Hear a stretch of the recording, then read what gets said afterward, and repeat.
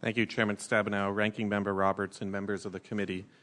Good morning. My name is Robert Cook, and I'm the Director of the Securities and Exchange Commission's Division of Trading and Markets. Thank you for the opportunity to testify regarding Title VII of the Dodd-Frank Act. As you know, Title VII creates an entirely new regulatory regime for over-the-counter derivatives and directs the SEC and the CFTC to write a number of rules to implement this regime. The SEC has authority over security-based swaps, while the CFTC has authority over all other swaps, which comprise the overwhelming majority of the products subject to Title VII. My testimony today will provide an overview of the SEC's efforts to implement Title VII, focusing on developments since Chairman Shapiro's testimony before this committee in December. Since enactment of the Dodd-Frank Act 2 years ago, the SEC has proposed most of the rules required by Title VII, and we continue to work diligently in coordination with the CFTC and other domestic and foreign regulators to implement all the title's provisions. In June, the SEC issued a policy statement describing the order in which it expects to require compliance with the Commission's final rules under Title VII and requesting public comment.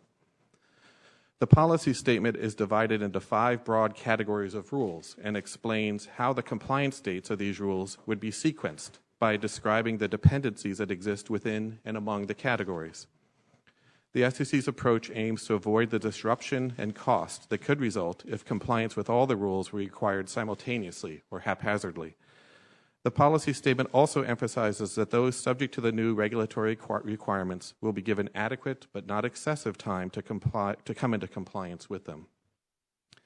I'm also pleased to report that earlier this month, the SEC, acting jointly with the CFTC, adopted final rules and interpretations further defining certain products subject to Title VII, including swaps, security-based swaps, and security-based swap agreements.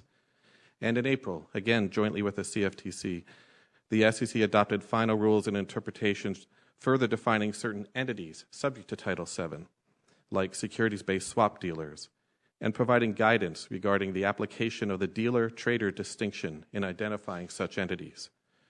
The rulemaking also implemented the Dodd-Frank Act's statutory de minimis exception for dealers in a way that recognizes different types of security-based swaps, and that includes a phase-in designed to promote the orderly rollout of the regulation of security-based swap dealers.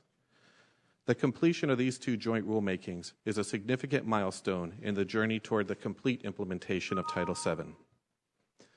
Beyond these definitional rules, the SEC also this year has adopted rules that establish procedures for its review of certain actions undertaken by clearing agencies, including their submission of information to the SEC about the security-based swaps they plan to accept for clearing.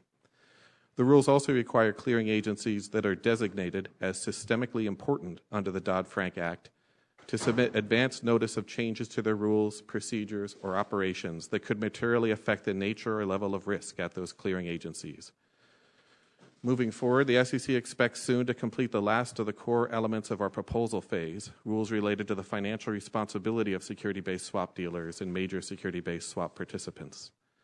Further, we intend to propose, in a single holistic rulemaking, rules and interpretive guidance addressing the international implications of Title VII. Our cross-border approach will be informed by discussions with the CFTC and fellow regulators in other jurisdictions. I expect that the Commission's proposal will address the international implications of Title VII with respect to each of the major registration categories covered by Title VII relating to market intermediaries and infrastructures for securities-based swaps, as well as with respect to the transaction-related requirements under Title VII in connection with reporting, clearing, trade execution for security-based swaps. This publication is intended in part to give investors, market participants, foreign regulators, and other interested parties an opportunity to consider as an integrated whole our approach to the registration and regulation of foreign entities engaged in cross-border transactions involving U.S. persons. The Commission therefore anticipates that this release will be published before the underlying rules addressed in it are finalized, so that the comments received can be taken into account in drafting the final rules. In conclusion, as we continue to implement Title VII, we look forward to continuing to work closely with Congress, our fellow regulators, both at home and abroad, and members of the public. Thank you for the opportunity to share our progress and current thinking on the implementation of Title VII. I will be happy to answer any questions.